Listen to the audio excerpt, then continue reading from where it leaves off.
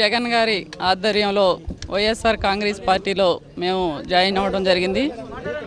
మరి రాష్ట్రంలో కూడా రాష్ట్ర ప్రజలందరూ కూడా జగన్మోహన్ రెడ్డి గారు ముఖ్యమంత్రి కావాలని ప్రజలందరూ కూడా ఆకాంక్షిస్తున్నారు.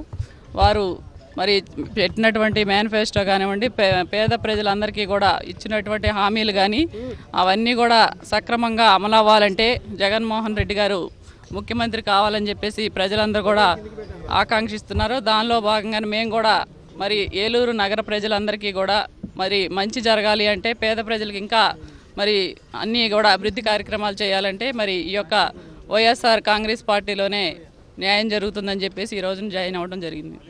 ఆంధ్రప్రదేశ్కి కాబోయే ముఖ్యమంత్రి గారు అయినటువంటి జగన్మోహన్ రెడ్డి గారి ఆధ్వర్యంలో మరి ఈ రోజున వైఎస్ఆర్సీపీలో మేము జాయిన్ అవ్వడం జరిగింది. ఏలూరు కాన్స్టిట్యున్సీని బాగా డెవలప్ చేయడానికి కానివ్వండి, మరి ఆళ్లనాని గారు ఉన్నారు, మరి ఆళ్లనాని గారి ఆధ్వర్యంలో అట్లాగే వైవి సుబ్బారెడ్డి గారు మరి మా ఇన్ఛార్జ్ కింద ఉన్నారు మా 2 జిల్లాలకి. వారి ఆధ్వర్యంలో మరి జగన్మోహన్ రెడ్డి గారి చేత మరి ఏలూరు నగరాన్ని, ఏలూరు కాన్స్టిట్యున్సీని బాగా అభివృద్ధి చేయడానికి అనేక రకమైనటువంటి నిధులు తీసుకొచ్చి మరి ఏలూరు కాన్స్టిట్యున్సీని అభివృద్ధి చేస్తాం. అట్లాగే మేనిఫెస్టోలో జగన్మోహన్ రెడ్డి గారు అనేక రకమైనటువంటి పథకాలు అన్ని వర్గాల వారికి, అన్ని కులస్తులకు అనేక రకమైనటువంటి పథకాలు పెట్టారు. అవన్నీ కూడా ప్రజల్లోకి అందేలాగా తీసుకెళ్లే బాధ్యత మరి ఆళ్లనాని గారు కానివ్వండి, మేయర్ గారు కానివ్వండి, నేను కానివ్వండి చేపడతామని చెప్పి ఈ సందర్భంగా తెలియజేస్తున్నాం. మరి 4.5 సంవత్సరాల నుంచి మేము ఏలూరు కాన్స్టిట్యున్సీలో ఏ రకంగా కష్టపడుతున్నామో మరి అందరికీ తెలిసిన విషయమే.